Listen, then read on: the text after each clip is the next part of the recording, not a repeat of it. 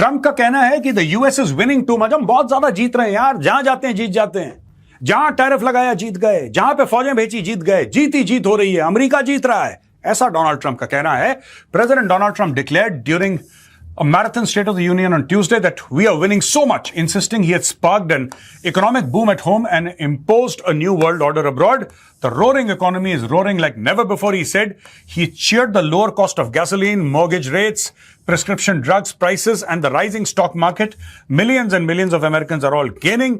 Trump's main object was convincing and increasingly wary Americans that the economy is stronger than many believe and that they should vote for more of the same by backing Republicans during November's midterm election. अच्छा, यहां पे जो trade deficit है, ये जो पूरा tariff का चक्कर था, आपको पता है भारत के ऊपर 50% टैरिफ लगाए। अब 50% यानी कि 25-50 जो बाद वाले 25 लगाए तो रशिया से तेल खरीद रहा है भारत, इसलिए इसने 50 लगाए। लेकिन पहले वाले 25 क्यों लगाए थे? ये सबके ऊपर वो लिबरेशन डे वो खड़ा है ना, वो चार्ट लेके कि इसके ऊपर इतना, इसके ऊपर इतना, ये क्यों लगाए थे इसने? ये भाई इसलिए लगाए थे क्योंकि उसको लगा था कि ट्रेड डेफिसिट है। अब ये ट्रेड डेफिसिट होता क्या है? यानी कि अमेरिका, अब भारत के ही साथ ले लीजिए, अमेरिका भारत को बेचता कम है और भारत से खरीदता ज्यादा है।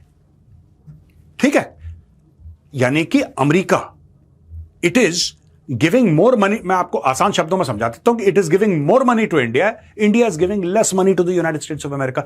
एक ये भी तरीका है, it is not entirely accurate but you can understand it like this. तो हमें नुकसान हो रहा है, लिहाजा टैरिफ लगाओ, परेशान करो दूसरे को, राइट? लेकिन अब ये कहता है US trade deficit in 2025 one of the largest since 1960।